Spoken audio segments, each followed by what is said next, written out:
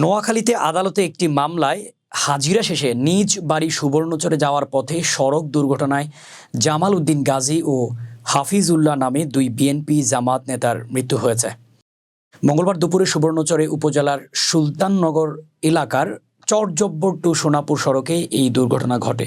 নোয়াখালী প্রতিনিধি জানান, নিহত জামাল উদ্দিন গাজী উপজেলার চর আমানুল্লাহ ইউনিয়নের কাটাবুনিয়া গ্রামের হাদার দোকান সংলগ্ন মৃত সুলতান আহমেদের ছেলে এবং একই ওয়ার্ড বিএনপির সভাপতি ছিলেন। হাফিজ উপজেলার চরবাটা ইউনিয়নের ২ নং ওয়ার্ডের মৃত মাওলানা নুরুল উল্লাহর ছেলে এবং একই ইউনিয়নের জামাত সদস্য ছিলেন। চর আমানুল্লাহ ইউনিয়নের ইউপি সদস্য হোসেন আহমদ দুলাল বলেন, সকালে বিএনপি নেতা গাজী তার আত্মীয় জামাত নেতা হাফিজুল্লাহ একসাথে মোটরসাইকেল যোগে জেলা শহর মাইজদিতে একটি রাজনৈতিক মামলার হাজিরা দিতে যান।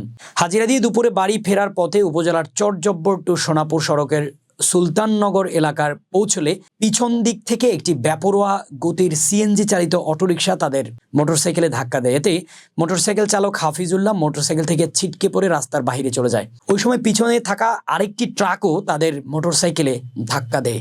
এতে ঘটনাস্থলেই বিএনপি নেতা গাজী মারা যায়।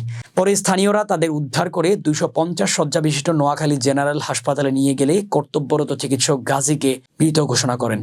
চিকিৎসাধীন অবস্থায় নোয়াখালী থেকে ঢাকা নেওয়ার পথে বিকেলে মারা যান জামাত নেতা হাফিজুল্লাহ। চরজব্বর থানার ভারপ্রাপ্ত কর্মকর্তা কাউসার আলম ভুইয়া সত্যতা স্বীকার করে বলেন, দুইজনের মৃত্যু নিশ্চিত হয়েছে, মরদেহ তাদের বাড়িতে নেওয়া হয়েছে। ময়নাতদন্ত বিষয়ে আমি ঊর্ধ্বতন পুলিশ কর্মকর্তাদের জানিয়েছি। এদিকে এই দুই নেতার মৃত্যুতে স্থানীয় নেতাকর্মীরা শোক প্রকাশ করেছেন।